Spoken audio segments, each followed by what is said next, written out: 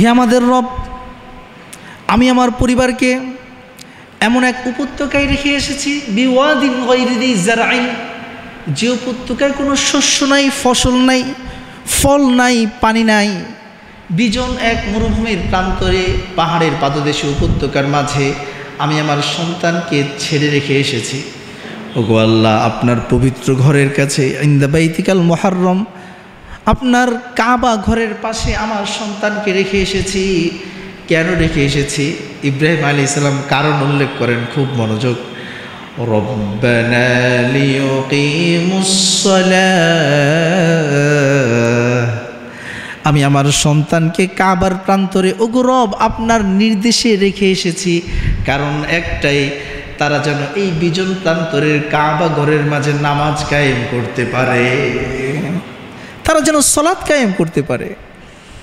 চিন্তা করেন, ইব্রাহিম আলাইহিস সালাম সন্তানকে শৈশবেই বিজন মরুভূমির প্রান্তরে রেখে এসেছেন। পানি নাই, শস্য নাই, ফসল নাই, কোনো ধরনের পরিবার নাই, মানুষ নাই, গোত্র নাই, কবিলা নাই, মহল্লা নাই, বাজার নাই, এলাকা নাই, এমন প্রান্তরে রেখে এসেছেন। কেন? সালাত কায়েম করার জন্য। আর আমরা আমাদের সন্তানদেরকে ভোরবেলার ঘুম থেকে উঠায়া ফজরের নামাজের মসজিদে নিয়ে আসতে পারি না। কি করে নিজেদেরকে আল্লাহর বান্দা দাবি করি? কি করে নিজেদেরকে আল্লাহর গোলাম উপস্থাপন করি? তারা কি করে আল্লাহর প্রিয় হয়েছেন, আর আমরা কি প্রেজেন্টেশন করে আল্লাহর ভালোবাসার পাত্র নিজেদেরকে বলতে চাই? লজ্জা হওয়া দরকার। ইব্রাহিম আলাইহিস সালাম দোয়া করলেন, ফাজআল আফইদাতাম মিনান নাসি তাহবি ইলাইহিম। সুতরাং আপনি কিছু মানুষের মনকে এই এলাকার প্রতি আসক্ত করে দেন, কিছু মানুষের মনকে এই এলাকার প্রতি ঝুঁকাইয়া দেন, তারা যেন এই এলাকাকে, এই প্রান্তরকে, এই কাবাঘরকে ভালোবাসে। ও প্রিয় বন্ধুরা, ইব্রাহিম আলাইহিস সালাম আল্লাহর ডাকে সাড়া দিয়ে যেমন সন্তানকে কোরবানি দেওয়ার জন্য বিজন প্রান্তরে রেখে এসেছে, পানি নাই, ফসল নাই, ফল নাই, মূল নাই, এমন এক প্রান্তরে তিনি বিশ্বাস করেছেন কার উপর? এই কার উপর? ফজরের আজান হয়ে যায়, সন্তান ঘুমায়া থাকে, বাবা ডাক দিলে মা বলে, খোকাকে ঘুমাইতে দাও, স্বাস্থ্য নষ্ট হবে। নাউজুবিল্লাহ বলবেন না? কত বড় ধোঁকা শয়তান আমাদেরকে দিতেছে।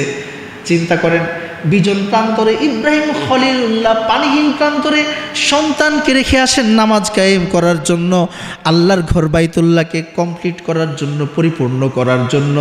আর আমরা আমাদের সন্তানদেরকে ঘরের মাঝে আরামের বিছানায় ঘুমায়া, রাতের খাবার খাওয়ায়া, সকালের নাস্তার জন্য প্রস্তুতি গ্রহণ করে, তার 100 বছরের জীবনের গ্যারান্টি ব্যাংক ব্যালেন্সগুলো ব্যাংকের মধ্যে জমা করেও ফজরের সময় ঘুমের ঘোরে ঘোরে বলে রেখে আমরা প্রবাদ বাক্য বলি যে সন্তানকে ঘুমাইতে দাও, স্বাস্থ্য নষ্ট হবে। নাউজুবিল্লাহ। এর চেয়ে বড় ধোঁকার বাক্য আর হতে পারে না। পবিত্র কোরআনের সূরাতুল বাকারার 124 নম্বর আয়াত আপনাদের সামনে তেলাওয়াত করা হয়েছে। এখানে আল্লাহ সুবহানাহু ওয়া তাআলা বলছেন, ওয়াইদ বিতালা ইব্রাহিম রাব্বুহু বিকালিমাতিন ফাতাম্মাহুন্না। যখন ইব্রাহিম আলাইহিস সালামের রব ইব্রাহিমকে কয়েকটি পরীক্ষা করলেন, তখন তিনি সেই পরীক্ষায় সাকসেস হলেন, সফল কাম হলেন, পরিপূর্ণ পরীক্ষায় অংশগ্রহণ করলেন। এই পরীক্ষাগুলো কি ছিল? মুফাসসিরিন ইকরাম যদিও অনেক পরীক্ষা, তার মধ্যে মৌলিকভাবে 4টি পরীক্ষাকে ফিক্সড করেছেন, উল্লেখ করেছেন। ইব্রাহিম আলাইহিস সালাতু ওয়াস সালামকে যে কঠিন পরীক্ষা দিতে হয়েছে, অন্য নবীদের ব্যাপারে ব্যক্তিগতভাবে, একটা হলো কওমের সাথে নবীর কষ্ট, দাওয়াতের কাজে কষ্ট, এগুলো তো ব্যাপক, সামাজিকভাবে কষ্ট পাওয়া। ব্যক্তিগতভাবে ইব্রাহিম আলাইহিসসালাম যত পরীক্ষার সম্মুখীন হয়েছেন, অন্য কোনো নবী এত কঠিন পরীক্ষার সম্মুখীন হন নাই।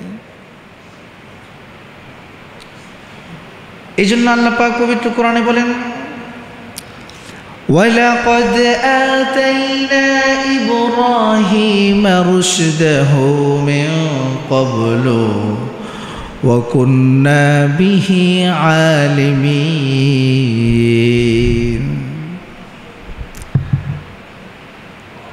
আমি ইব্রাহিম আলাইহিসসালামকে ইতিপূর্বে সুবোধ বুদ্ধি দান করেছিলাম। সাউন্ডটা সবাই কথা বুঝতে পারতেছে? কোন বেশি বেশি মনে হচ্ছে একটু। আমি অবশ্যই ইব্রাহিম আলাইহিসসালামকে রিভাব কমায় দিতে হবে একটু, কানে বাজতেছে, এটা একটু পর বিরক্তিকর হয়ে যাবে।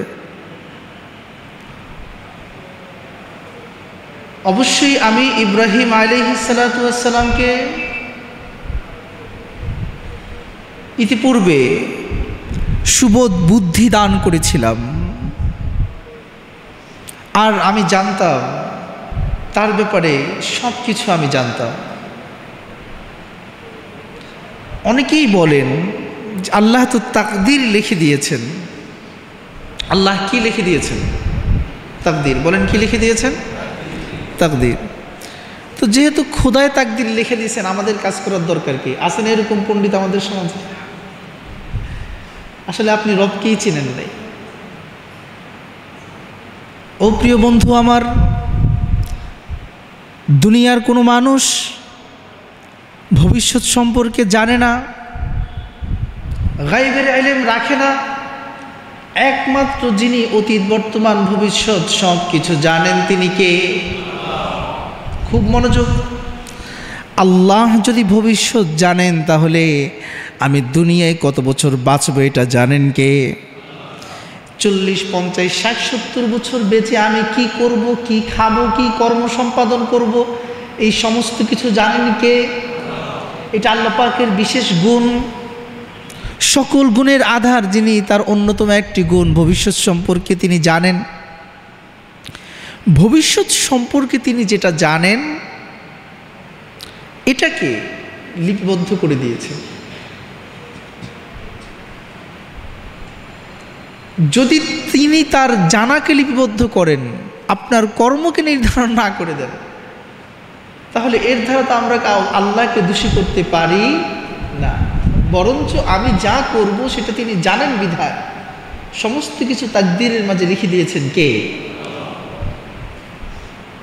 এরপরে যদি কারো বুঝে না আসে, মনে মনে পড়বেন আস্তাগফিরুল্লাহ। কি পড়বেন? আস্তাগফিরুল্লাহ। বুঝে নাই আসতে পারে। নবীজি বলেছেন তাকদীর নিয়ে বেশি ঘাটাঘাটি করব না, পড়তে হবে লা ইলাহা ইল্লাল্লাহু মুহাম্মাদুর রাসূলুল্লাহ।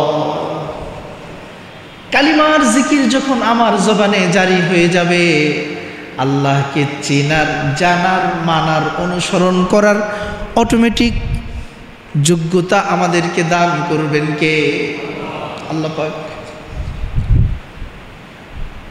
ইব্রাহিম আলাইহিসসালামের যখন তিনি কিছুটা বড় হলেন, বুঝতে শিখলেন, শিখার পরে মানুষ মূর্তির পূজা করে, মূর্তির কাছে চায়, মূর্তির ইবাদত অর্চনা করে, এটা ওনার মাথায় ধরে না। মা হাদিহি তামাসিল, কি এই মূর্তিগুলো? আপনারা সামনে দাঁড়ায় থাকেন, নিজেরা পাথর পাহাড় থেকে কাইটাই না, হাতুড়ি বাটাল দিয়া পিটায়া পিটায়া এটার চেহারা বানায়া, তারপরে এটার সামনে সেজদা করেন, এটারে পূজা করেন, বাতি জ্বালান। বানাইছেন আপনি, এটারে বানাইছেন মানে আকৃতি দিছেন আর কি।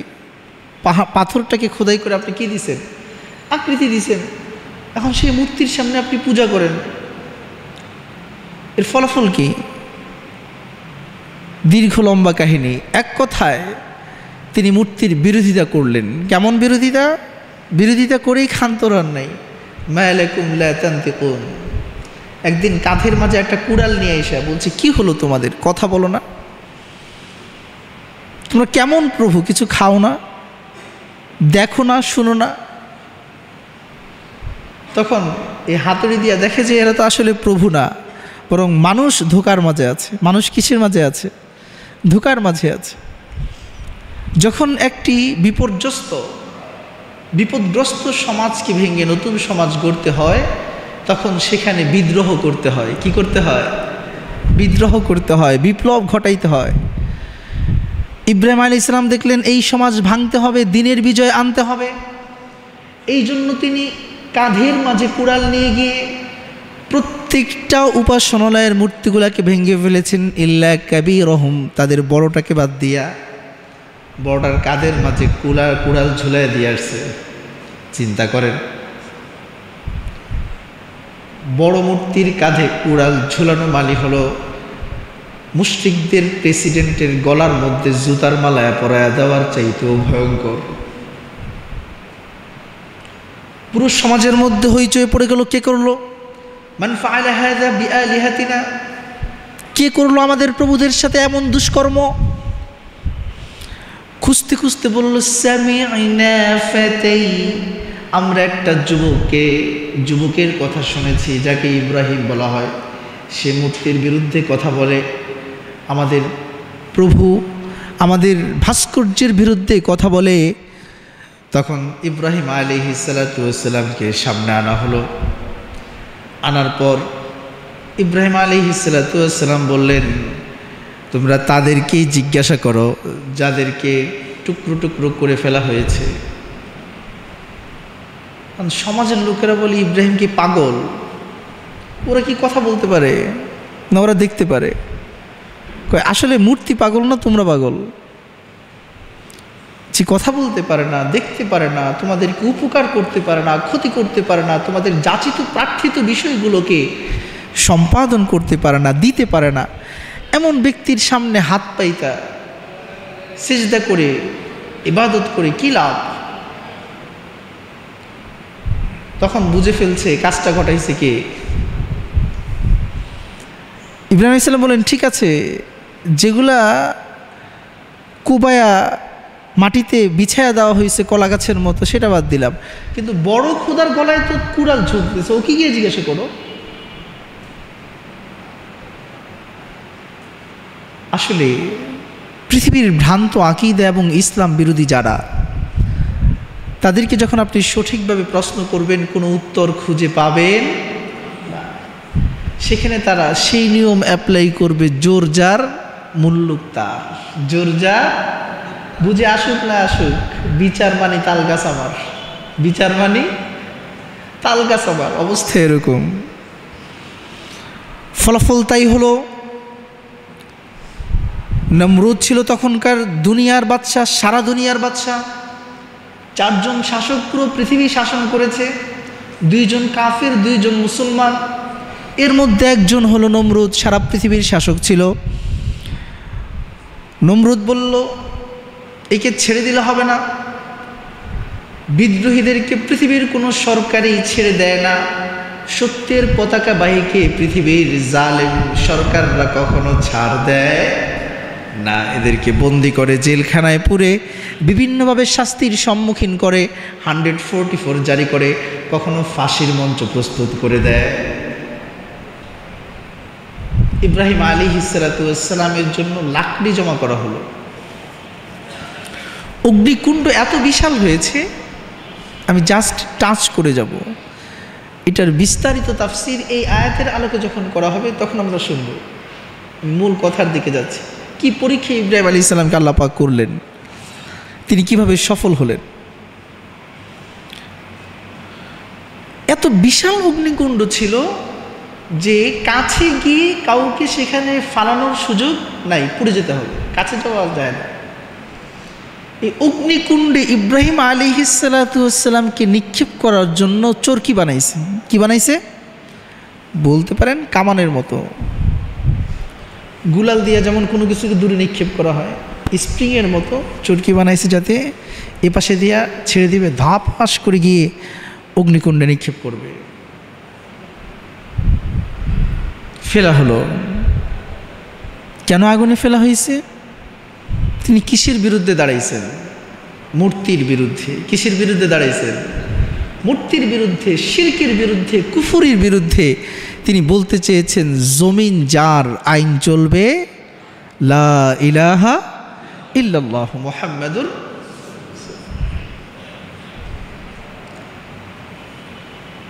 ইব্রাহিম আলাইহিস সালামকে আগুনে ফেলে দেওয়া হলো। এটা দীর্ঘ কাহিনী, ফেলতে পারে না, নর্তকী আনা হলো, তাদের কপালে টিপ পরানো হলো, শয়তান এসে গেল, ফেরেশতারা সরে গেল, তারপর আগুনে ফেললো। আগুনে ফেলা হচ্ছে এমত অবস্থায় আসমান থেকে জিবরাইল আমিন নেমে এসেছেন। খুব মনোযোগ। জিবরাইল আমিন বলছে, হে আল্লাহর প্রিয় বন্ধু ইব্রাহিম, আমি কি আপনাকে সাহায্য করতে পারি? আপনার জন্য কিছু করতে পারি? ইব্রাহিম আলাইহিস সালাম কি বলেছেন, কি ঈমান ছিল তার। তিনি বললেন যে তোমাকে সাহায্য করতে হবে কেন? যার জন্য আমি আগুনে পড়তেছি তিনি কি দেখেন না? তিনি কি দেখেন না? আল্লাহ সুবহানাহু ওয়া তাআলা আরশ আজিম থেকে কমান্ড জারি করে দিলেন, কুলনা ইয়া নারু কুনি বারদান ওয়া সালামান আলা ইব্রাহিম। আল্লাহ পাক বলেন, আমি আগুনকে কমান্ড করলাম, আদেশ করলাম, হে আগুন ইব্রাহিমের জন্য হিমশীতল, আরামদায়ক, শান্তিদায়ক হয়ে যাও। আমার ইব্রাহিমের একটি পশম পড়বে তো দূরের কথা, বরং আগুনের তাপকে এসি, সুপার কুল এসির চাইতেও আরামদায়ক করে দাও। করে দিয়েছেন কে? আগুন কি ইব্রাহিম আলাইহিস সালামকে পড়তে পেরেছে? তাওহীদের পক্ষে দাঁড়ানোর কারণে, মূর্তি, ভাস্কর্য, শিরকের উপকরণের বিরুদ্ধে দাঁড়ানোর অপরাধে তাকে অগ্নিকুণ্ডে নিক্ষেপ করা হয়েছিল। পরীক্ষা ছিল কার পক্ষ থেকে? আল্লাহর পক্ষ থেকে। সেই পরীক্ষায় সম্পূর্ণ পাশ করেছেন কে? ইব্রাহিম আলাইহিস সালাতু ওয়াস সালাম। এটা ছিল তার প্রথম পরীক্ষা। তার দ্বিতীয় পরীক্ষা, হযরতে ইব্রাহিম আলাইহিস সালাতু ওয়াস সালামের দ্বিতীয় পরীক্ষা ছিল যখন তার বয়স 120 বছর। বয়স কত? কত? 120 বছরের একটা বুড়া মিয়া বাচ্চা জন্ম দিতে পারে, এটা কি স্বাভাবিক সায়েন্স বলে? বলে না। জাকারিয়া আলাইহিস সালামের ঘটনা শুনেছেন, তিনি বলেছেন ওয়াহানাল আজমু মিন্নি, হাড় দুর্বল হয়ে গেছে। হাড়ের ভিতরে মগজ থাকে, রক্ত থেকে শুক্রাণু তৈরি হয়, সেখান থেকে আল্লাহ পাক মানব জাতির এই ধারাবাহিকতা একের পর এক চালিয়ে আসছে। 120 বছরের ইব্রাহিম আলাইহিস সালাতু ওয়াস সালাম যখন তার সন্তান হয়েছে তখন তার বয়স ছিল কোনো কোনো বর্ণনায় 96 বছর। আর হাজেরা আলাইহিস সালাতু ওয়াস সালামের বয়স ছিল প্রায় 85 বছরের মতো।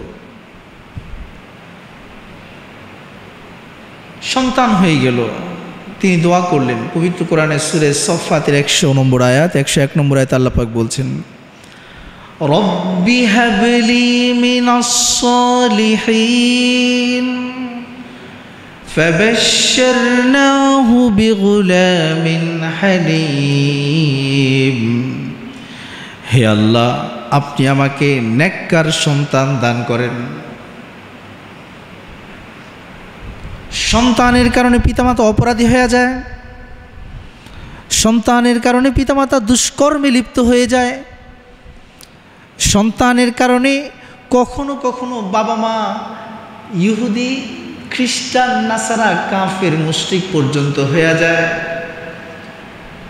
এটা পবিত্র কোরআনে অনেকগুলো ঘটনা আছে, তার মধ্যে অন্যতম ঘটনা সূরা কাহফের খাজির আলাইহিস সালামের ঘটনা। খাজির আলাইহিস সালাম একটি যুবককে, একটি ছোট্ট বালককে রাস্তায় পেয়েছিলেন, খেলাধুলা করতেছে, ধরে কি করছেন? জবাই করে দিয়েছেন। ফাখাশিনা আইয়ুরহিকা আবাওয়াইহুমা। খাজির আলাইহিস সালাম তিনি কেন সন্তানটিকে জবাই করেছেন আল্লাহ পাক পরে বলে দেন যে এই সন্তান বড় হলে পিতা মাতাকে কাফের বানায়া ছাড়বে। কি বানায়া ছাড়বে? সন্তান কখনো মা বাবাকে পথভ্রষ্ট করে দেয়। এই জন্য সবসময় আল্লাহ দোয়া শিক্ষা দিয়েছেন সন্তান কিভাবে চাইতে হবে। এটার জন্য আল্লাহ পাক নবীদের বিভিন্ন ঘটনা বর্ণনা করেছেন। সন্তান মাজারে নাকি আল্লাহর মসজিদে? এই সন্তান কোথায় পাওয়া যায়? মাজারে। হ্যাঁ, আমরা তো মাজারে গিয়া সন্তান চাই, কবরের কাছে গিয়া সন্তান চাই। সন্তান দেওয়ার মালিক কে? সুবহানাল্লাহ। আল্লাহ পাক বলেন ইব্রাহিম আলাইহিস সালাম যখন দোয়া করলেন রব্বি হাবলি মিনাস সালিহিন, দোয়া কবুল করে নিয়েছেন কে? ফাবাশশারনাহু বিগুলামিন হালিম, সুবোধ, সুশীল, ভদ্র একটি পুরুষ সন্তানের সুসংবাদ আমি তাকে দান করলাম। সন্তান হয়ে গেল। এরপরে এই সন্তান হওয়ার পরে 120 বছর বয়সে ইব্রাহিম আলাইহিস সালাতু ওয়াস সালামের বয়স কোনো বর্ণনায় 90 বছরের হাজেরার গর্ভে যখন সন্তান আসলো, আসার পরে আল্লাহ পাক সাথে সাথে একটি পরীক্ষায় ফেলে দিলেন।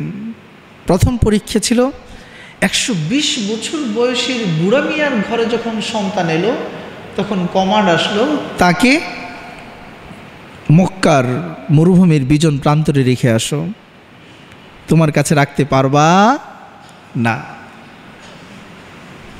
ইব্রাহিম আলাইহিস সালাম আল্লাহ পাকের আদেশ মানলেন, যেমন আল্লাহ পাক বলেছেন সাথে সাথে রেখে আসছেন। কিন্তু রেখে আসার পর মা হাজেরা বারবার তাকে ডাকে, কোনো কথা বলেন না। সর্বশেষ শুধুমাত্র একটি প্রশ্ন করেছেন, হে ইব্রাহিম, আপনি আমাদেরকে এই বিজন প্রান্তরে রেখে আসতেছেন, কোনো কিছু জানতে চাবো না, শুধু একটা কথাই জানতে চাই, এটা কি আপনার কাজ নাকি আপনার রব আপনাকে আদেশ করেছে? ইব্রাহিম আলাইহিস সালাম শুধু মাথা ঝুঁকালেন যে আদেশ করেছেন কে? আল্লাহ। আদেশ করার সাথে সাথে মা হাজেরা সিজদায় পড়ে গেলেন। ইব্রাহিম আলাইহিস সালাম চোখের আড়ালে এসে আল্লাহ পাকের দরবারে হাত তুলে দিলেন। কি বললেন? সূরা ইব্রাহিমের 47 নম্বরেতে আল্লাহ পাক উল্লেখ করেন, রব্বানা ইন্নী আসকানতু মিন যুররিয়্যাতি বিওয়াদিন গায়রি যী যারইন ইনদা বাইতিকাল মুহাররম। হে আমাদের রব, আমি আমার পরিবারকে এমন এক উপত্যকায় রেখে এসেছি, বিওয়াদিন গায়রি যী যারইন, যে উপত্যকায় কোনো শস্য নাই, ফসল নাই, ফল নাই, পানি নাই, বিজন এক মরুভূমির প্রান্তরে পাহাড়ের পাদদেশে উপত্যকার মাঝে আমি আমার সন্তানকে ছেড়ে রেখে এসেছি। ওগো আল্লাহ, আপনার পবিত্র ঘরের কাছে ইনদা বাইতিকাল মুহাররম, আপনার কাবা ঘরের পাশে আমার সন্তানকে রেখে এসেছি। কেন রেখে এসেছি? ইব্রাহিম আলাইহিস সালাম কারণ উল্লেখ করেন, খুব মনোযোগ। রব্বানা লিয়ুকিমুস সালাহ, আমি আমার সন্তানকে কাবার প্রান্তরে ওগো রব আপনার নির্দেশে রেখে এসেছি, কারণ একটাই, তারা যেন এই বিজন প্রান্তরের কাবা ঘরের মাঝে নামাজ কায়েম করতে পারে, তারা যেন সালাত কায়েম করতে পারে। চিন্তা করেন, ইব্রাহিম আলাইহিস সালাতু ওয়াস সালাম সন্তানকে শৈশবেই বিজন মরুভূমির প্রান্তরে রেখে এসেছেন। পানি নাই, শস্য নাই, ফসল নাই, কোনো ধরনের পরিবার নাই, মানুষ নাই, গোত্র নাই, কবিলা নাই, মহল্লা নাই, বাজার নাই, এলাকা নাই, এমন প্রান্তরে রেখে এসেছেন কেন? সালাত কায়েম করার জন্য। আর আমরা আমাদের সন্তানদেরকে ভোরবেলার ঘুম থেকে উঠায়া ফজরের নামাজের মসজিদে নিয়ে আসতে পারি না। কি করে নিজেদেরকে আল্লাহর বান্দা দাবি করি? কি করে নিজেদেরকে আল্লাহর গোলাম উপস্থাপন করি? তারা কি করে আল্লাহর প্রিয় হয়েছেন, আর আমরা কি প্রেজেন্টেশন করে আল্লাহর ভালোবাসার পাত্র নিজেদেরকে বলতে চাই? লজ্জা হওয়া দরকার। ইব্রাহিম আলাইহিস সালাম দোয়া করলেন, ফাজআল আফইদাতাম মিনান নাসি তাহবি ইলাইহিম, সুতরাং আপনি কিছু মানুষের মনকে এই এলাকার প্রতি আসক্ত করে দেন, কিছু মানুষের মনকে এই এলাকার প্রতি ঝুঁকাইয়া দেন, তারা যেন এই এলাকাকে, এই প্রান্তরকে, এই কাবাঘরকে ভালোবাসে। ও প্রিয় বন্ধুরা, ইব্রাহিম আলাইহিস সালাম আল্লাহর ডাকে সাড়া দিয়ে যেমন সন্তানকে কোরবানি দেওয়ার জন্য বিজন প্রান্তরে রেখে এসেছে, পানি নাই, ফসল নাই, ফল নাই, মূল নাই, এমন এক প্রান্তরে তিনি বিশ্বাস করেছেন কার উপর? এই কার উপর? ফজরের আজান হয়ে যায়, সন্তান ঘুমায়া থাকে, বাবা ডাক দিলে মা বলে খোকাকে ঘুমাইতে দাও, স্বাস্থ্য নষ্ট হবে। নাউজুবিল্লাহ বলবেন না? কত বড় ধোঁকা শয়তান আমাদেরকে দিতেছে। চিন্তা করেন, বিজন প্রান্তরে ইব্রাহিম খলিলুল্লাহ পানিহীন প্রান্তরে সন্তানকে রেখে আসেন নামাজ কায়েম করার জন্য, আল্লাহর ঘর বাইতুল্লাহকে কমপ্লিট করার জন্য, পরিপূর্ণ করার জন্য। আর আমরা আমাদের সন্তানদেরকে ঘরের মাঝে আরামের বিছানায় ঘুমায়া, রাতের খাবার খাওয়ায়া, সকালের নাস্তার জন্য প্রস্তুতি গ্রহণ করে তার 100 বছরের জীবনের গ্যারান্টি ব্যাংক ব্যালেন্সগুলো ব্যাংকের মধ্যে জমা করেও ফজরের সময় ঘুমের ঘোরে ঘোরে বলে রেখে আমরা প্রবাদ বাক্য বলি যে সন্তানকে ঘুমাইতে দাও, স্বাস্থ্য নষ্ট হবে। নাউজুবিল্লাহ। এর চেয়ে বড় ধোঁকার বাক্য আর হতে পারে না। প্রিয় বন্ধুরা আমার, এজন্য সন্তানের বয়স যখন 7 বছর হবে তখন আমরা তাকে নামাজের আদেশ করব। কিসের আদেশ করব? নামাজের আদেশ করব। 7 বছর বয়সী সন্তানকে নামাজের আদেশ করতে হলে যে তুমি নামাজ পড়ো, খুব করে বুঝবেন, 7 বছর বয়সের আগেই তাকে নামাজ, রোজা, সূরা কালাম শিক্ষা দেওয়ার দরকার আছে না নাই? 7 বছর থেকে কমান্ড করতে হবে। যে কাজ করতে কমান্ড করা হবে সেই কাজের যোগ্যতা তার মাঝে থাকতে হবে কি হবে না? 7 বছর বয়সে যদি সন্তানকে নামাজের আদেশ করতে হয়, তাহলে 7 বছর বয়স হওয়ার আগেই তাকে নামাজ, রোজা কি করতে হবে? শিখাইতে হবে। রাসূল বলেছেন, ওয়াদরিবুহুম আলাইহা ওয়া হুম আবনাউ 10 সিনিন। সন্তানের বয়স যখন 10 হয়ে যাবে তখন নামাজ না পড়লে পিটাইতে হবে। কি করতে হবে? পিটাইতে হবে। এই বলেন কি করতে হবে? কয়জন শাসন করে? বরং যদি উস্তাদজি শাসন করে এখন তো তাকে জেলখানায় নিয়ে যাওয়ার হুমকি দেয়, আছে না নাই? আদর করেন, সমস্যা নেই। আল্লাহ রাসূল সাল্লাল্লাহু আলাইহি সাল্লাম প্রথমে কিন্তু শাসনের কথা বলেন নাই। প্রথমে বুঝাবেন, তাকে অফার দিবেন, বিভিন্নভাবে তাকে ইন্সপায়ার করবেন। যদি কোনোভাবেই না হয়, সন্তান যদি বেয়াড়া হয়, একটু দুষ্টু টাইপের হয়, তাহলে তাকে সোজা পথে আনার জন্য কি করতে হবে? শাসন করতে হবে। হযরত ইব্রাহিম খলিলুল্লাহ রেখে আসলেন, পরীক্ষায় পাশ করলেন, ও রব্বুল আলামিন তার দোয়া কেমনভাবে কবুল করলেন? আরও দোয়া করলেন, ওয়ারযুকহুম মিনাস সামারাতি লাআল্লাহুম ইয়াশকুরুন। এই মক্কার বাসিন্দা, আমি এখানে এসে দেখলাম পানি নাই, গাছ নাই, বৃক্ষ নাই, ফল নাই, মূল নাই, লতা নাই, তরু নাই, এই জায়গার মধ্যে কেমনে কি আসবে? আল্লাহ তুমি তো সব পারো। 120 বছরের বুড়ারে তুমি সন্তান দিছো, আরেকটা কাজ করে দাও, এই কাবার প্রতি মানুষের ভালোবাসা দাও, আর এখানের মানুষের জন্য পৃথিবীর সকল ফলমূলগুলোর ব্যবস্থা করে দাও। কাবা শরীফে চাষবাস হয় না, কিন্তু পৃথিবীর সকল ফল ফসল এই কাবার কাছে নিয়ে গিয়েছেন কে? আল্লাহ পাক। আপনি সেখানে পৃথিবীর সব কিছু পাবেন, যত ধরনের ফল আছে আপনি পাবেন। এটা কার দোয়া? ইব্রাহিম আলাইহিস সালাম। কার দোয়া? ইব্রাহিম আলাইহিস সালাম। প্রিয় বন্ধুরা আমার, হযরত ইব্রাহিম আলাইহিস সালাম এই পরীক্ষায় পাশ করলেন। রব আদেশ করেছেন দুধের সন্তানকে, সদ্য নবজাতক সন্তানকে বিজন প্রান্তরে রেখে আসা। পাশ করার পর ইব্রাহিম আলাইহিস সালামের দোয়াগুলোকেও আল্লাহ পাক কবুল করে নিলেন। যেহেতু পরীক্ষায় পাশ করছে, তাকে পুরস্কার দেওয়া হয়েছে। 3 নম্বর পরীক্ষা, যেটা সবচেয়ে কঠিন ছিল, সন্তানকে কোরবানি করা। ইব্রাহিম আলাইহিস সালাম নিজের সন্তান যখন 14 বছর বয়সে পৌঁছলেন, 120 বছর বয়সে যখন সন্তান হয়, তার বয়স যখন 14 বছর হয়, বাবার বয়স কত? 20 প্লাস 34 থেকে 35, 34 থেকে 134 থেকে 35-এর অতিশয় বৃদ্ধকে আল্লাহ সুবহানাহু ওয়া তাআলা কি বলছেন? قال يا بني إني أرى في المنام أني أذبحك فانظر ماذا ترى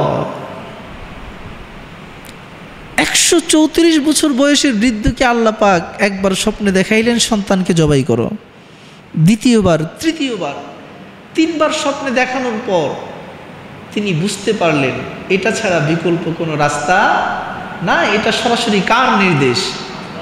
আল্লাহর নির্দেশ। এই প্রত্যেকটা ঘটনার সাথে আমার নবীর ঘটনা মিলে যাবে, এজন্য একটু মনোযোগ দিয়ে শুনতে থাকুন। প্রিয় বন্ধুরা আমার, হযরত ইব্রাহিম আলাইহিস সালামের 3 নম্বর পরীক্ষা, সন্তানের বয়স যখন 14 হলো, যুবক হয়ে গেল, 14 বছর বয়সে তীরন্দাজ করতে শিখেছে, শিকার করতে শিখেছে, পৃথিবীর মাঝে কি করে জীবন পরিচালনা করতে হবে, নতুন জীবনে প্রবেশ করতে হবে, এই সম্পূর্ণ শিক্ষা বাবা তাকে দিয়েছে। দেওয়ার পরে রব্বুল আলামিন তাকে জবাই করার আদেশ করলেন। ইব্রাহিম আলাইহিস সালাম রাজি হয়ে গেলেন, তাকে নিয়ে জবাই করতে চলে গেলেন, কারণ হুকুম করেছেন আল্লাহ, ব্যতিক্রম করার কোনো সুযোগ নেই। ইব্রাহিম আলাইহিস সালাম যখন সন্তানকে বললেন, আমি তো দেখেছি স্বপ্নের মাঝে তোমাকে জবাই করছি, হে আমার সন্তান প্রিয়তম, তুমি কি মনে করো আমি কি তোমাকে জবাই করব কিনা, তুমি কি করবা বলো? قال يا أبت افعل ما تؤمر ستجدني إن شاء الله من الصابرين। ইব্রাহিম আলাইহিস সালাতু ওয়াস সালাম বললেন, হে বাবা, আপনাকে যা আদেশ করা হয়েছে আপনি তাই করেন, আপনি অবশ্যই আমাকে ধৈর্যশীলদের মাঝে পাবেন। চিন্তা করে দেখেন, তারাও বাবা ছিলেন, ইসমাইল আলাইহিস সালামও সন্তান ছিলেন, আর আমাদের যুগের সন্তানদের কি অবস্থা? এর কারণটা কি? সন্তানকে কেমন করে প্রতিপালন করতে হয়, সন্তানের প্রাপ্য কি, বাবার দায়িত্ব কি, সন্তানের অধিকার কি, এ সম্পর্কে আমাদের জানা নাই। সন্তান গ্রহণের আগে পিতামাতাকে কি প্রস্তুতি নিতে হয়, সন্তান গ্রহণের পরে তাকে কি করে বড় করে তুলতে হয়, এ বিষয়ে আমাদের কুরআন ও হাদিসের আলোকে জানতে হবে ইনশাআল্লাহ।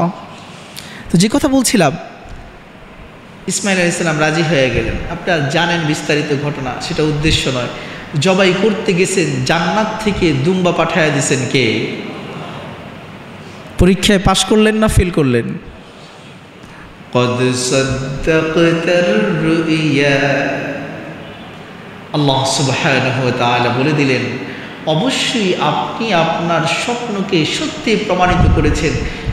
হে ইব্রাহিম, আপনাকে যে পরীক্ষা করা হয়েছে 100-তে 100 নম্বর পেয়েছেন। সুবহানাল্লাহ। প্রিয় বন্ধুরা আমার, 4 নম্বর পরীক্ষা একটু ডিফিকাল্ট ছিল, কারণ হলো নূহ আলাইহিস সালাতু ওয়াস সালামের পরে যে তুফানের মাঝে কাবাঘর ভ্যানিশ হয়ে গেছিল, প্রায় মাটির সাথে কাদা মাটি লেগে লেগে লেগে লেগে মাটির নিচে চলে গেছে, বিভিন্ন ময়লা জমা হয়ে গেছে। এরপরে এটার কেউ আর পুনর্নির্মাণ করে নাই। আল্লাহ সুবহানাহু ওয়া তাআলা হযরত ইব্রাহিম এবং ইসমাইল আলাইহিস সালাতু ওয়াস সালামকে কাবাঘর নির্মাণের আদেশ করলেন। আমাদের এলাকার এখানে কত মানুষ, হাজারের উপর মানুষ বসে আছেন।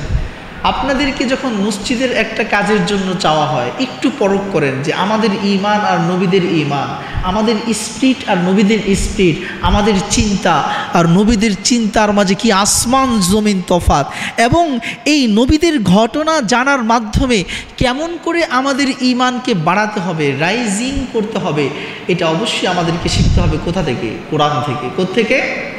কোরআন থেকে। এমন বিজন প্রান্তরে কোনো শ্রমিক নাই, কর্মী নাই, অর্থর ব্যবস্থা নাই, এমন জায়গায় গিয়ে আল্লাহ পাক বলেন কি নির্মাণ করতে? কাবাঘর নির্মাণ করতে। আপনাদের মসজিদ নির্মাণের কিছু কাজ বাকি আছে, চাওয়া হইলে সকলের কাছ থেকে পাওয়া যায়, আবার পাওয়া যায়ও না। সবাই হিম্মত করে, এমন তো হয় না যে সবাই এসে বলছে হুজুর কি লাগবে বলেন, 1 সপ্তাহের মধ্যে মসজিদের সমস্ত কাজ কমপ্লিট করে ফেলবো, এরকম কি হয়েছে কখনো? তাই হয়েছে কখনো? এবার চিন্তা করেন, সেখানে কোনো অর্থ নাই, বাজেট নাই, শ্রমিক নাই, রাজমিস্ত্রি নাই। এবং ইব্রাহিম আলাইহিস সালাম যে রাজমিস্ত্রির কাজ করেছে এমনও না, তাকে বলা হলো কাবাঘর নির্মাণ করেন। ইব্রাহিম আলাইহিস সালাম আল্লাহ বলছে শুরু করে দিই। আল্লাহু আকবার। এখানে ইসলামের মাঝে আর দুনিয়ার বস্তুবাদীদের মাঝে পার্থক্য, খুব মনোযোগ। দুনিয়ার যারা বস্তুবাদী অর্থনীতির চর্চা করে, বস্তুবাদে বিশ্বাস করে, তাদের থিম হলো আগে বাজেট তারপরে কাজ, আগে বাজেট তারপরে কাজ। ইসলামের থিম হলো আগে কাজ শুরু করে দাও, ব্যবস্থা করে দিবেন কে? এখানে ইসলামের মাঝে আর দুনিয়ার কাজের মাঝে পার্থক্য। যদিও আমাদের ঈমান নবীদের ঈমানের তুলনায় অনেক দুর্বল, তাই আমাদের কাজটাও কিছুটা দুর্বল, কিন্তু এই দুর্বল ঈমানকে সবল করতে আমরা চাই কি চাই না? তাই চাই কি চাই না? তাহলে কি করতে হবে? কাজে এগিয়ে আসতে হবে। হ্যাঁ, মসজিদের নির্মাণ কাজ, মসজিদের সহযোগিতা, মসজিদের সাপ্তাহিক কন্ট্রিবিউশন, আমি যে কিছুটা প্রতি সপ্তাহে অংশগ্রহণ করা, এক্ষেত্রে আমাদের খেয়াল রাখার দরকার আছে না নাই? প্রিয় বন্ধুরা আমার, হযরত ইব্রাহিম আলাইহিসসালাম তিনি সাথে সাথে নেমে গেছেন। আমরা হয়তো নামে কিন্তু একটু ধীরে ধীরে আগাই। তিনি তো আল্লাহর নবী ছিলেন।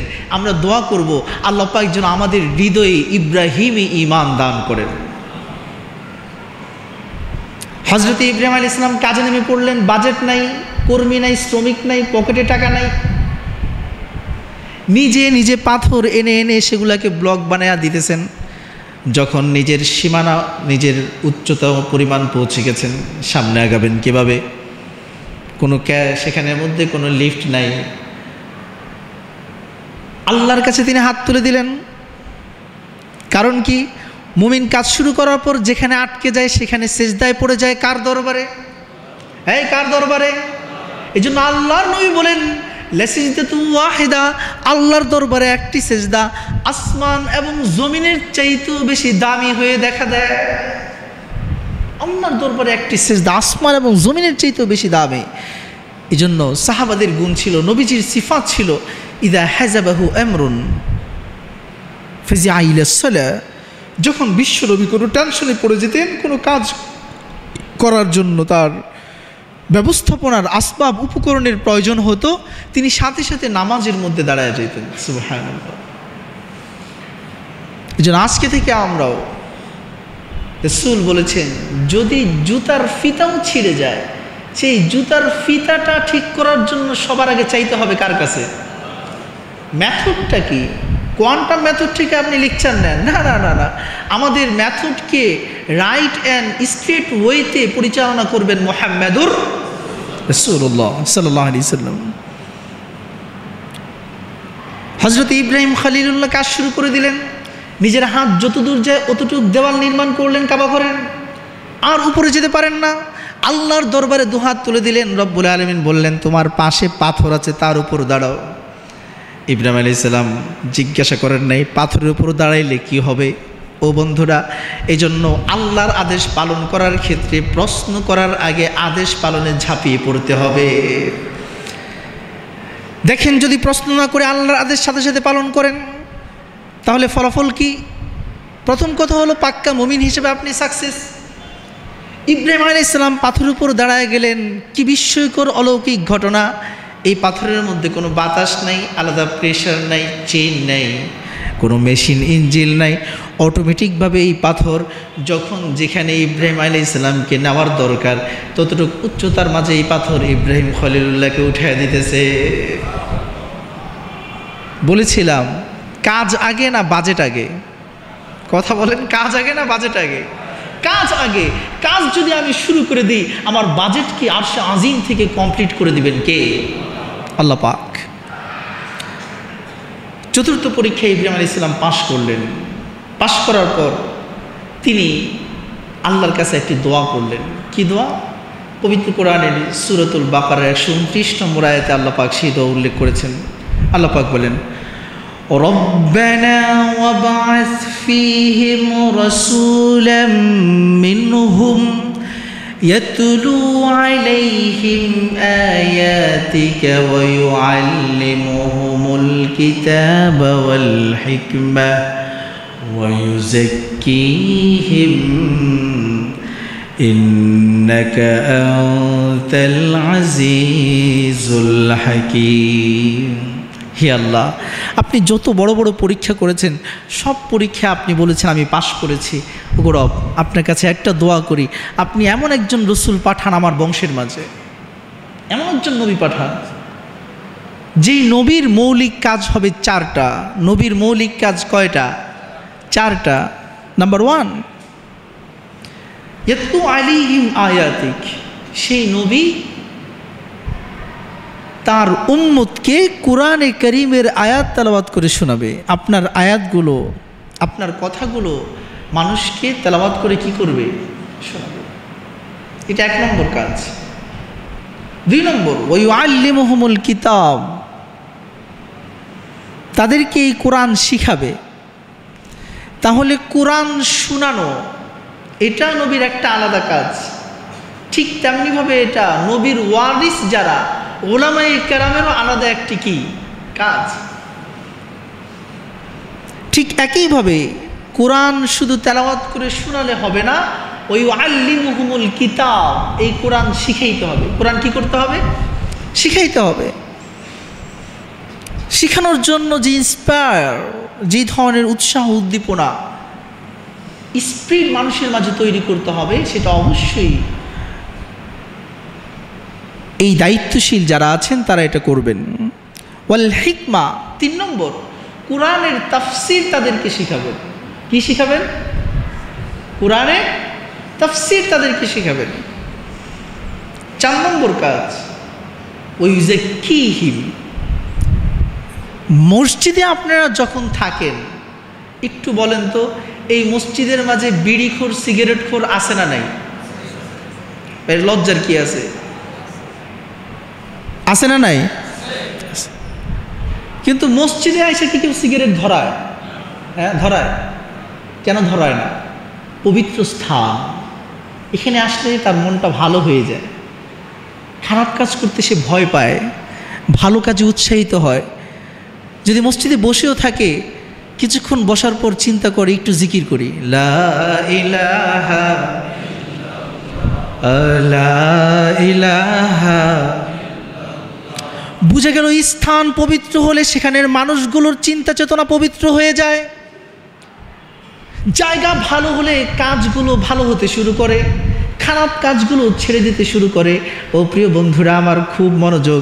ঠিক যেমনিভাবে জায়গা ভালো হলে মানুষের কর্মের পরিধি ভালো হয়ে যায়, কর্মের অবস্থা ভালো হয়ে যায়। ঠিক একইভাবে ভালো মানুষের সাথে থাকলেও দিলটাকে ভালো করে দেন কে? সাহাবায়ে কেরাম বলেন ওয়ায়ুযাক্কিহিম, নবীর 4 নম্বর কাজ দিলটাকে বিশুদ্ধ করবে। বাজারে গিয়েছি, ব্যবসা করি, কাউকে ধোঁকা দেওয়ার ইচ্ছা জাগছে, মনটা কালা হয়ে গেছে। নারীর দিকে চোখ পড়েছে, মনের মধ্যে আরেকটা কালিমা পড়েছে। আমি কারোর সাথে কথা বলতে গিয়ে মিথ্যা বলি নাই, মিথ্যার ছোঁয়া লেগেছে। মিথ্যার কি লেগেছে? ছোঁয়া লেগেছে। যেহেতু সত্যকে পছন্দ করি, মিথ্যা বলি না, কিন্তু কোনো কথায় কথায় কথার মার পেছে মিথ্যার ছোঁয়া আমার কথায় লেগে গেছে। হালকা করে একটা পাপের আঁচ আমার দিলের মধ্যে টাচ করে গেছে। এই কালিমাযুক্ত অন্তরকে পবিত্র করার জন্য আল্লাহ পাক তার নবীকে দায়িত্ব দিয়েছেন। নবীর পরে আল্লাহ সুবহানাহু ওয়া তাআলা এই দায়িত্ব উম্মতের উলামায়ে কেরামদেরকে দান করেছে। ওয়ায়ুযাক্কিহিম, তাদেরকে বিশুদ্ধ করবেন। ওয়াকুনু মা'আস সাদিকিন, এই জন্য আল্লাহ পাক বলছেন সত্যবাদীদের সাথে থাকো, ভালো লোকদের সাথে থাকো। প্রিয় বন্ধু, বুঝার জন্য বেশি কিছুর দরকার নাই। মসজিদে আসলে যদি সিগারেটখোর সিগারেট ছেড়ে দেয়, যে অকট্ট বাজে ভাষায় কথা বলে, কথায় কথায় গালি দেয়, সেই লোকটার জবানটা সুন্দর হয়ে যায়। মসজিদের মধ্যে এসা কিন্তু কুত্তার বাচ্চা, শুয়োরের বাচ্চা বলে কি কাউকে গালি দিতে দেখছেন? এই দেখছেন? দেখেন নাই। কারণ কি? জায়গার পবিত্রতার প্রভাব তার জবানের মধ্যে পড়েছে। জায়গার পবিত্রতার প্রভাব তার হাত আর সিগারেটকে বর্জন করতে বাধ্য করেছে। জায়গার পবিত্রতার প্রভাব কিছুক্ষণ অলস বসে থাকার পরও আল্লাহর ব্যাপারে চিন্তা করতে, আল্লাহর মোরাকাবা করতে, আল্লাহর ধ্যান করতে, রবের সাথে 2 রাকাত সালাতুন নফলে দাঁড়ায় গিয়া আল্লাহর সাথে কথা বলার জন্য তাকে উৎসাহিত করেছে। ঠিক একইভাবে সাহাবায়ে কেরাম যখন নবীর কাছে যেতেন, তাদের কাজ করতে অনেক কী লাগতো? ভালো লাগতো। সাহাবায়ে কেরামের পরে নবীজির এই পৃথিবী থেকে তিরোধানের পরে এখনও যখন আমরা উলামায়ে কেরামের কাছে আসি, আপনারা যখন আমার কথা শুনেন, তখন ভালো হওয়ার ইচ্ছা জাগে কি জাগে না? এই জাগে কি জাগে না? এটা নবীজি বলে গেছেন যে হবে, মসজিদে আসলে তোমরা ভালো থাকবা, মসজিদে আসলে তোমরা ভালো হবা। এবং শুধু তাই না, এই মসজিদের সাথে প্রেম ভালোবাসা, এটার ফজিলত কি?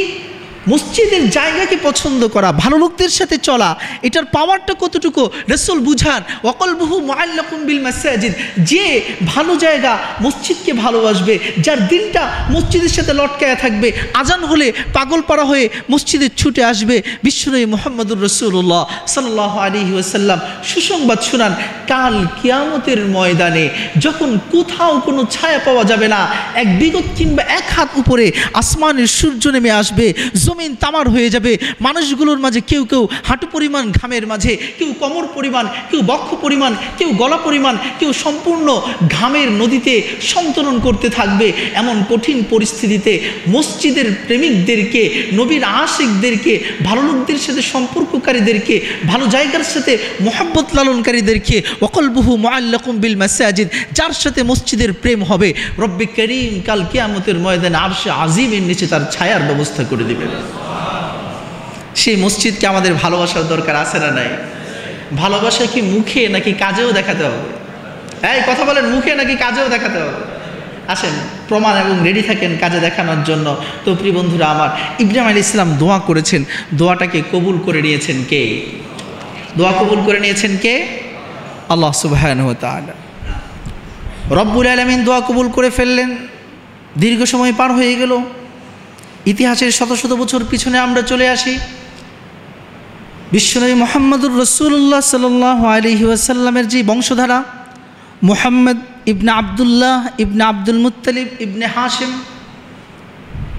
রাসূলের পূর্বপুরুষের মাঝে অন্যতম একজন ব্যক্তি ছিলেন হাশিম। তার নাম কি? হাশিম। বনি হাশিম নামে যে কুরাইশ বংশের মধ্যে সবচেয়ে মর্যাদাপূর্ণ বংশ, সেটা হলো বনি হাশিম। এই রাসূলের পরদাদা হাশিমের ঘটনা হলো, রাসূলের দাদা আব্দুল মুত্তালিব কেমন করে আব্দুল মুত্তালিব হলো? এই হাশিম মৃত্যুর পরে তার মা বহুদিন মদিনায় বনি খাজরাজ গোত্রে অবস্থান করছিলেন। হাশিম যখন মারা গেল, তাহলে হাশিম ছিলেন মক্কায়, বিয়ে করেছেন মদিনায়। বিয়ে করেছেন কোথায়? মদিনায়। তো মদিনায় বিয়ে করার পর হাশিমের মৃত্যু হয়ে গেছে, মা মদিনায়, তিনি অন্তঃসত্ত্বা। জন্ম দিলেন নতুন একটি সন্তান, যার নাম ছিল শাইবাতুল হাম, প্রশংসার উজ্জ্বল আলোকবর্তিকা,